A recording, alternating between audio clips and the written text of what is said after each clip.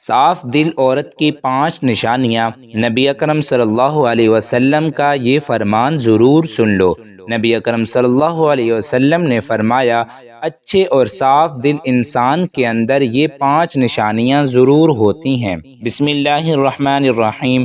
محترم ناظرین، صاف دل انسان کی 5 نشانیاں کون کون سی ہیں اور ہمارے پیارے نبی اکرم صلی اللہ علیہ وسلم نے اچھے انسان کی کون کون سی نشانیاں بیان فرمائی ہیں، ساتھ ہی ساتھ برے انسان کی کون کون سی نشانیاں بیان فرمائی ہیں، یہ تمام باتیں اس ویڈیو میں پیش کی جا رہی ہیں۔ محترم ناظرین، سب سے پہلے بات کرتے ہیں کہ صاف دل انسان کی 5 نشانیاں کون کون سی ہیں۔ ماہرین نفسیات کے مطابق صاف دل انسان میں یہ 5 نشانیاں پائی جاتی ہیں۔ نمبر 1، ایسا شخص جو بہت جلد جذباتی ہو جاتا ہے، یعنی جب اس کے سامنے کوئی غلط بات کی جائے تو اس بات سے قطع نظر کہ آگے کون کون بیٹھا ہے یا اس کے جذباتی پن کے کیا کیا نقصانات ہو سکتے ہیں، وہ کھل کر اپنی سچائی کا اظہار کرے گا اور اس مقصد کے لیے جذبات کا سہارا لے گا۔ نمبر 2، ایسا شخص جس کا غصہ تھوڑی دیر کے لیے ہوگا، یعنی جیسے وہ بہت جلد جذباتی ہو جاتا ہے اور سامنے والے سے لڑ جاتا ہے، ویسے ہی بہت جلد ٹھنڈا بھی ہو جاتا ہے اور پھر سے بالکل ایسا ہو جاتا ہے کہ جیسے کچھ ہوا ہی نہیں۔ نمبر 3، ماہرین نفسیات کہتے ہیں کہ ایسا شخص نہایت حساس طبیعت کا مالک ہوتا ہے اور لوگوں کے تلخ رویے سے اسے بہت تکلیف دیتے ہیں، یعنی ایک صاف دل انسان جب کسی کا تلخ رویہ دیکھتا ہے تو اندر سے ٹوٹ جاتا ہے۔ نمبر 4، ایسا شخص جو ہر رشتے کو دماغ کی بجائے اپنے دل سے نبھائے گا، یعنی جس کے ساتھ تعلق نبھائے گا دل سے نبھائے گا، پورے کا پورا اسی کا ہو جائے گا اور ہر دم اس کی خیر اور بھلائی کے لیے بے قرار رہے گا۔ نمبر 5، ماہرین نفسیات کے مطابق ایک اچھے اور صاف دل انسان کی 5ویں نشانی یہ ہے کہ ایسا شخص کبھی کسی کے دل میں اپنے لیے وہ خلوص اور محبت نہیں جگا پائے گا جو دوسروں کے لیے محسوس کرتا ہے، جبکہ اس کے برعکس چالاک، ہوشیار، مکار اور چاپلوس قسم کے لوگ سب کے پیارے ہوتے ہیں۔ محترم ناظرین، یہ وہ 5 نشانیاں ہیں جو ایک صاف دل انسان کے لیے ماہر نفسیات بتاتے ہیں۔ آئیے اب اس کائنات کے سب سے بڑے امام اور پیشوا نبی آخر الزماں حضرت محمد صلی اللہ علیہ وسلم کی زبان اقدس سے جانتے ہیں کہ اچھے اور صاف دل انسان کی کیا خوبیاں ہیں۔ امام بخاری رحمۃ اللہ علیہ نے کتاب الادب المفرد میں لکھا ہے کہ حضرت اسماء بنت یزید رضی اللہ تعالی عنہا فرماتی ہیں کہ ایک دن جناب رسول اللہ صلی اللہ علیہ وسلم نے فرمایا کہ کیا میں تمہیں تمہارے اچھے لوگوں کے بارے میں نہ بتاؤں؟ صحابہ کرام نے عرض کیا، یا رسول اللہ صلی اللہ علیہ وسلم ضرور آگاہ فرمائیے۔ جناب نبی اکرم صلی اللہ علیہ وسلم نے فرمایا کہ وہ لوگ جنہیں دیکھا جائے تو خدا یاد آ جائے، یعنی جن لوگوں کو دیکھ کر خدا یاد آ جائے وہ تم میں سے اچھے لوگ ہیں۔ اس کی 2 صورتیں بیان کی جاتی ہیں۔ پہلی صورت یہ کہ وہ اللہ تعالیٰ کے نیک بندے جن کے عبادت، نیکی اور تقوی کی جھلک ان کے چہروں پر نور کی صورت میں دکھائی دیتی ہے اور انہیں دیکھ کر دل میں خیال آتا ہے کہ اس قدر بارونق اور پرنور چہرہ کسی اللہ والے کا ہی ہو سکتا ہے۔ عام طور پر انسان کے اندر کی کیفیات کا اس کے چہرے سے اندازہ ہو جاتا ہے اور چہرہ انسان کی باطنی حالت کا عکاس ہوتا ہے۔ غصہ ہو یا خوشی، غم ہو یا راحت، ناراضگی ہو یا رضامندی، انسان کے چہرے سے اس کا پتہ چل جاتا ہے۔ اسی طرح انسان کے نیک اعمال اور برے اعمال کے اثرات بھی چہرے سے ظاہر ہوتے ہیں۔ بخاری شریف کی ایک روایت کے مطابق آن حضرت صلی اللہ علیہ وسلم نے اپنے ایک خواب کا منظر بیان فرمایا کہ میں نے ایسے لوگوں کا ایک ہجوم دیکھا جن کے چہروں کی کی کیفیت یہ تھی کہ چہرے کا نصف حصہ خوبصورت اور باقی نصف حصہ بدصورت تھا۔ فرشتوں سے پوچھا کہ یہ کون لوگ ہیں؟ انہوں نے بتایا کہ یہ آپ صلی اللہ علیہ وسلم کے امت کے وہ لوگ ہیں جو اچھے اور برے اعمال خلط ملط کرتے رہتے ہیں۔ اعمال صالح بھی انہوں نے کیے ہیں اور اعمال بد میں بھی پیچھے نہیں رہے۔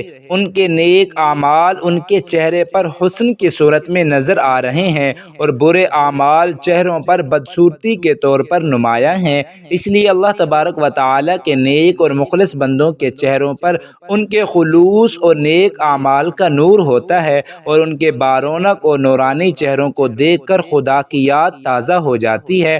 جبکہ اس صورت میں اس کا ایک معنی یہ بھی کیا جاتا ہے کہ وہ لوگ جن کے اعمال و حرکات، ان کا اٹھنا بیٹھنا، لین دین، عبادات و معاملات اور اخلاق و معاملات اللہ تبارک و تعالیٰ اور رسول خدا صلی اللہ علیہ وسلم کے احکامات کے مطابق ہوتے ہیں، اور انہیں دیکھ کر ایک مسلمان کی عملی زندگی کا نقشہ سامنے آ جاتا ہے اور خدا یاد آ جاتا ہے۔ بہرحال جناب نبی اکرم صلی اللہ علیہ وسلم نے فرمایا کہ تم میں سے اچھے لوگ وہ ہیں جنہیں دیکھ کر خدا یاد آ جائے۔ اس کے علاوہ حضرت محمد صلی اللہ علیہ وسلم نے ارشاد فرمایا، کامل مومن وہ ہے جس کے اخلاق اچھے ہوں۔ مومن اپنے حسن و اخلاق سے دن میں روزہ رکھنے والے اور رات میں عبادت کرنے والے کا درجہ پا لیتا ہے۔ حضور نبی اکرم صلی اللہ علیہ وسلم کا ارشاد ہے کہ تم میں بہترین شخص وہ ہے جس کے اخلاق سب سے اچھے ہوں۔ ہمارے اخلاق ہمارے خالق و مالک کے ساتھ بھی اچھے ہونے چاہیے اور بندوں کے ساتھ بھی۔ خالق و مالک کے ساتھ اچھے اخلاق کا مطلب یہ ہے کہ اسے ایک جانے، اس کا ہمسر کسی کو نہ بنائے۔ جو مال اس نے دیا ہے اس میں سے اس کی راہ میں خرچ کریں، نماز کی پابندی کریں، آخرت کے دن پر ایمان رکھیں، قرآن پاک اور دیگر آسمانی کتابوں پر بھی ایمان رکھیں، اس کی حلال کردہ چیزوں کو حلال اور حرام کردہ چیزوں کو حرام جانیں، ہمیشہ اپنے خالق و مالک کا شکریہ ادا کرتے رہیں اور تکلیف پہنچنے پر صبر کریں۔ یہ اوصاف ہیں اچھے اخلاق والوں کا اپنے رب کے ساتھ۔ اسی طرح ہمارے اخلاق بندوں کے ساتھ بھی اچھے ہونے چاہیے۔ اچھے اخلاق کے لیے علم کا ہونا ضروری ہے، اسی لیے علم حاصل کریں اور اس علم سے لوگوں کو فائدہ پہنچائیں۔ ماں باپ کی فرما برداری کریں، انہیں کبھی جھڑکیں نہیں، ان کے ساتھ نرمی سے بات کریں، انہیں اف تک نہ کہیں، ان کی صحت کا خیال رکھیں، ان کو اپنے ساتھ رکھ کر ان کی خدمت کریں۔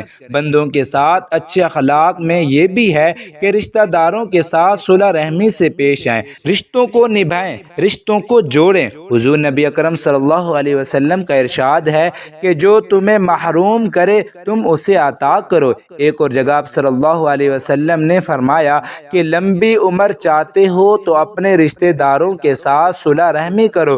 اچھے اخلاق کی ایک علامت یہ بھی ہے کہ ہم سلام میں پہل کریں، سلام کو عام کریں، ہر جاننے والے اور انجان مسلمان کو سلام کریں، جبکہ آج یہ بات عام ہو چکی ہے کہ ہم صرف اسی کو سلام کرتے ہیں کہ جس کو ہم جانتے ہیں۔ محترم ناظرین، جہاں نبی اکرم صلی اللہ علیہ وسلم نے اچھے لوگوں کی دو خصوصیات بیان فرمائی، وہاں پر یہ بھی بیان فرمایا کہ کیا میں تمہیں تمہارے برے لوگوں کے بارے میں نہ بتاؤں؟ صحابہ کرام نے عرض کیا، یا رسول اللہ صلی اللہ علیہ وسلم ضرور بیان فرمائیں۔ آپ صلی اللہ علیہ وسلم نے 3 باتوں کا ذکر فرمایا۔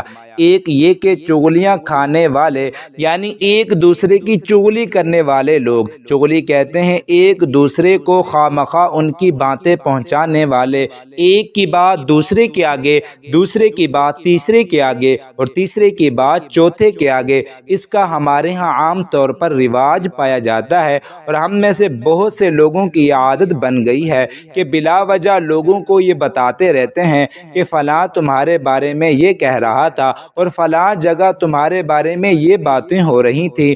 بلا ضرورت ایسی باتیں کرنا شرعاً گناہ کبیرہ شمار کیا جاتا ہے، لیکن ہمارے ہاں سرے سے اس کو گناہ ہی نہیں سمجھا جاتا، حالانکہ یہ باتیں اکثر جھگڑوں کا باعث بنتی ہیں۔ ہمارے معاشرے میں ہونے والے باہمی تنازعات اور جھگڑوں کی وجہ تلاش کی جائے تو اکثر تنازعات کے پس منظر میں کوئی نہ کوئی چغلی کار فرما ہوتی ہے، چنانچہ یہ بہت برا عمل ہے اور اسے جناب نبی اکرم صلی اللہ علیہ وسلم نے برے لوگوں کی علامت قرار دیا ہے۔ دوسری بات بیان فرمائی کہ دوستوں کے درمیان فساد ڈالنے والے برے لوگوں میں شمار ہوتے ہیں۔ یہ بھی ایک معاشرے میں بیماری ہے کہ چند دوست اکٹھے محبت و اعتبار کے ساتھ رہ رہے ہوتے ہیں، اگر کوئی آدمی ان کے درمیان غلط فہمیاں ڈال کر ان کی دوستی کو دشمنی میں بدل دیتا ہے تو وہ بہت بری حرکت کا مرتکب ہوتا ہے۔ اسی طرح ایک خاندان محبت و اعتماد کے ساتھ زندگی بسر کر رہا ہے اور کوئی شخص دخل دے کر ان کی محبت و اعتماد کی فضا کو خراب کر دیتا ہے تو وہ کوئی اچھا کام نہیں کر رہا۔ محبت و اعتماد کی فضا خاندانوں میں ہو، دوستوں میں ہو، مشترکہ کام کرنے والوں میں ہو، اس میں فساد ڈالنے والوں کو جناب رسول اللہ صلی اللہ علیہ وسلم نے برے لوگوں میں شمار کیا ہے۔ تیسری بات حضور صلی اللہ علیہ وسلم نے فرمائی کہ شریف اور باعزت لوگوں میں عیب تلاش کر کے انہیں بدنام کرنے والے بھی برے لوگ ہوتے ہیں۔